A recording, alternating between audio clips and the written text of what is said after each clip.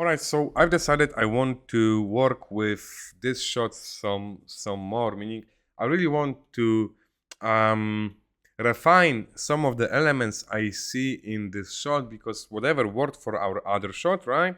If I zoomed camera in, it means there are so many other things that I have to resolve, and I really will want to keep moving fast with swapping the assets, and I will be mixing a bunch of different texture. I will be creating some quick assets, but I want you to know that also I'll be using scans from Sketchfab, and I'll only limit myself to I don't know, scans from that are free or on front page. But first I want to do is for the sake of this tutorial, I want to do this alternate lighting, and I want to talk a bit some more about the limitations of volumetrics in Blender. So here's what I'm gonna do. I'm gonna first get rid of the wall's boundaries on site, and I want to get rid of the whatever wall is behind in here, and I'm gonna delete those volumetric cubes, and I think I'm gonna get rid of those, or maybe I need this leg.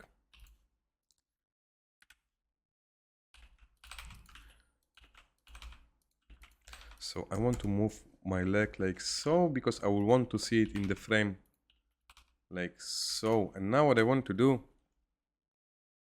let's remove this sheet.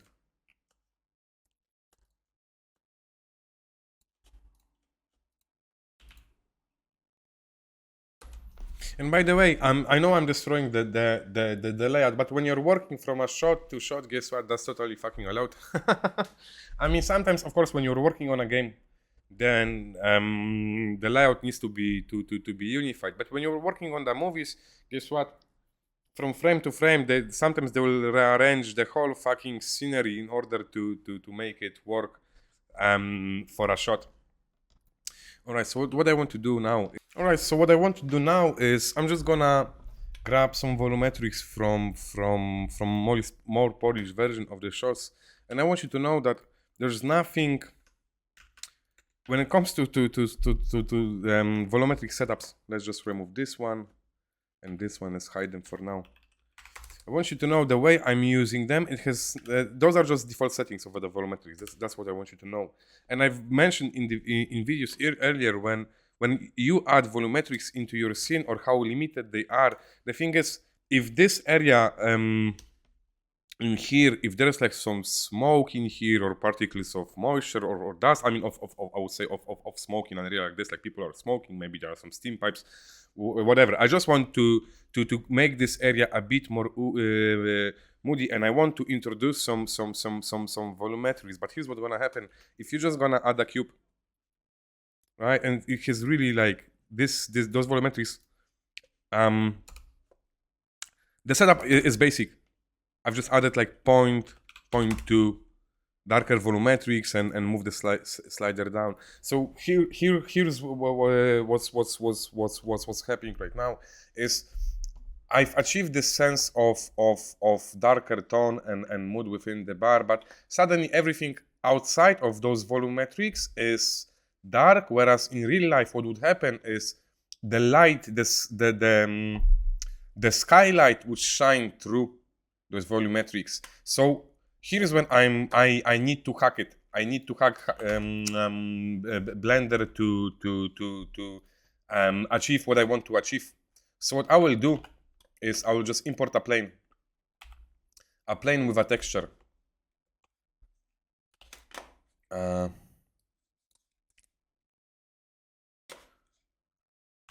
Like, oh, god damn it! What the fuck?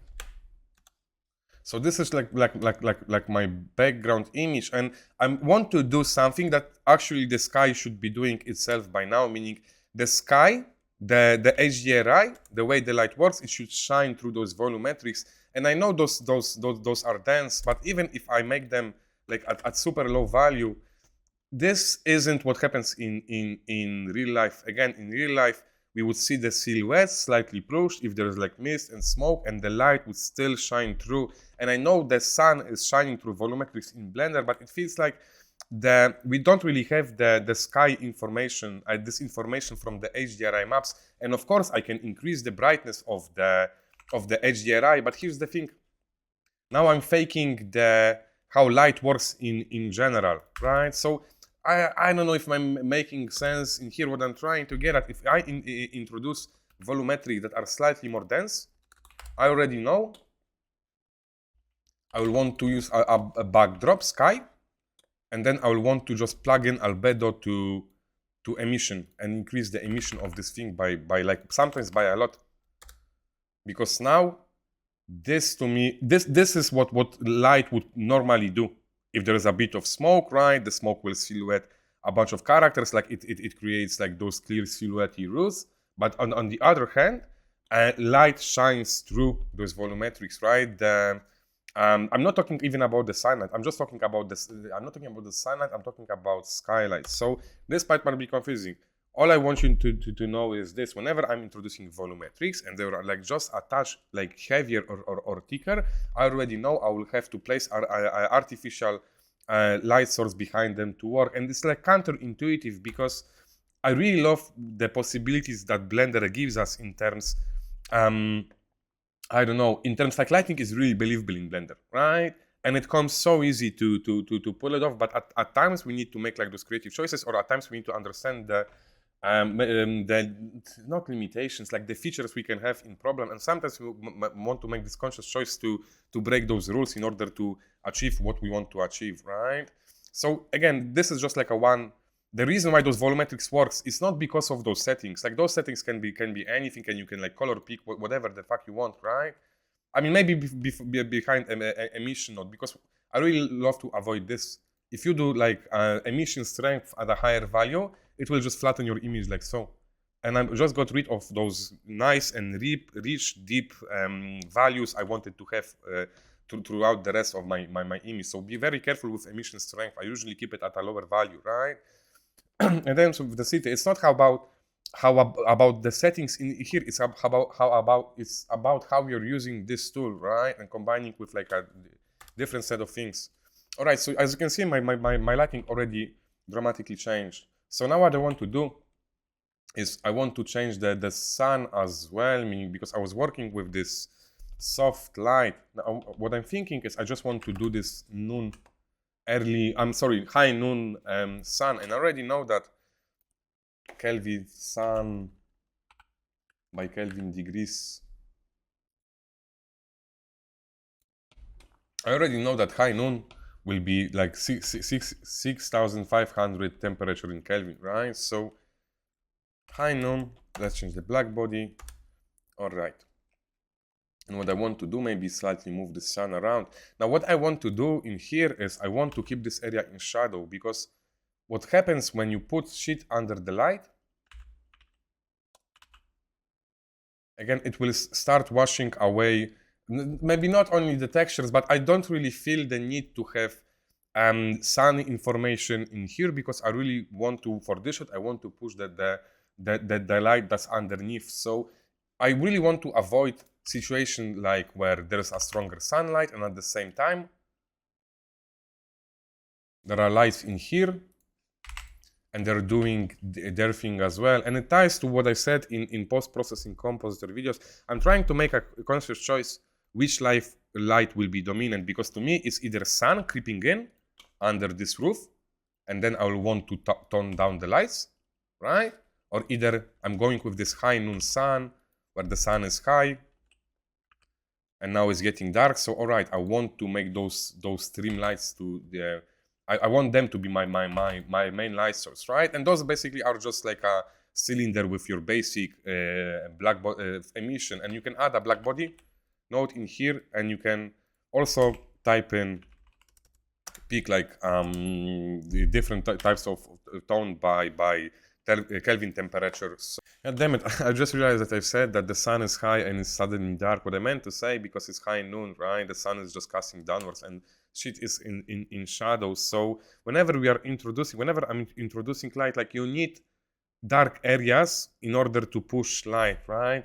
Because again, I don't want to do, I mean, this could work. Like this could potentially work because there is a strip of sun in here and there is still like a bunch of dark spots and the light from underneath those turbines is shining through. But what I want to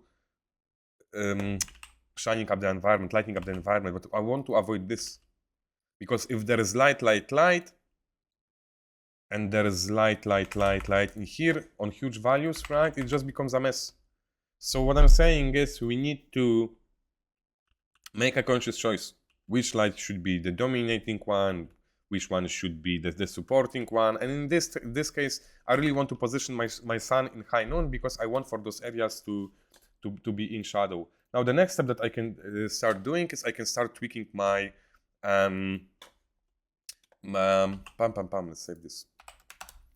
My compositor nodes. So I've turned down the HDRI, I've desaturated it slightly, and now I'm thinking that because I don't want to fake brightness with my background, right? Like so instead of faking, I want to let more sun in here, because I feel like those spots are a bit too dark. But instead of like pushing HDRI, I'm just gonna increase the exposure to 1, right? And then what I'm gonna do is with curves, if I do this, I'm increasing the values in an image overall, right? So already it feels way lighter in tone. But also I'm noticing as it got lighter, I can still punch more contrast in. That's what I've done here. So what I'm looking for, because I've increased the exposure, I've increased like the values, right? In general, I've lit up the image a bit more. Now I can push more brightness, more contrast in. But I don't want to, like, this is, if my contrasts are at 0, right? This is cool, but this is a bit washed out. The values are even. So I really want to push, but I don't want to overdo it, because this is creating dark spots in my image, black spots. So I really want to be careful and make conscious choices. Right, this is how much contrast I will push into my image. And I'm looking at the notes on my second screen. This is 10, this is good, this is good, this is good. Alright, I'm going through the notes, and what's gonna help me a lot is I'm just gonna import the preset of compositor nodes that I had in the source file. So I'm going to File, Append, and I just want to grab a bunch of preset nodes. I've named it post today, I think this one. Let me check. No, InShot.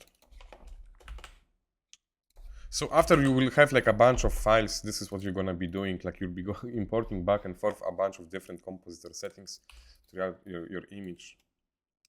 Now you can already see how dramatically the post changed, right? From this image, from this post setup to this post setup, right? So what I've noticed is, in my source file, I have my word a bit clamped down. Now, what changed in here is I introduced hue correct in my image. So what hue correct does is I will use hue correct to push saturation maybe of the lights, or unify my artificial light sources. So just to show you. They do it in Game of Thrones. I haven't showed you Game of Thrones shots, but it's because I already talked so long about just the color grading and shit, right? But here's what I want you to know is sometimes when you want to, if you have like a bunch of artificial light, or if you want to, like, one of your lights feel too saturated, or other ones, you want to add a hue correct to either push saturation of some of your light, or take away the saturation, right? So in this case, what I wanted to do is I wanted to push a bit more reds, right, in my image, and I wanted to desaturate the blues, because I really want for this light source to be more saturated than the other light sources in my image, right? So this is what I've done in here. The saturation of warms is pushed, and the blues are desaturated. And the reason why the image got so much brighter is because I've added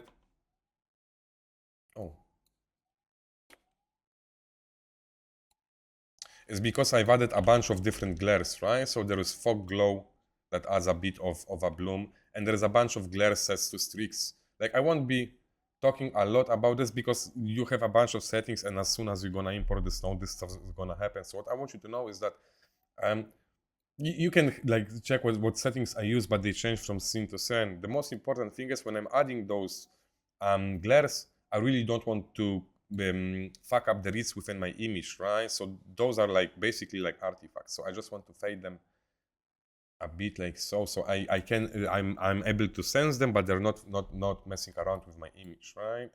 And the same with those ones. Now what else do I want to do?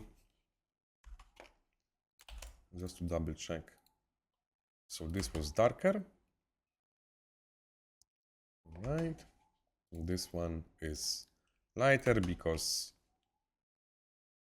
I've increased. Oh yeah, this is what I've done too, right? I've increased the values of the RGB slider, but this is overexposed.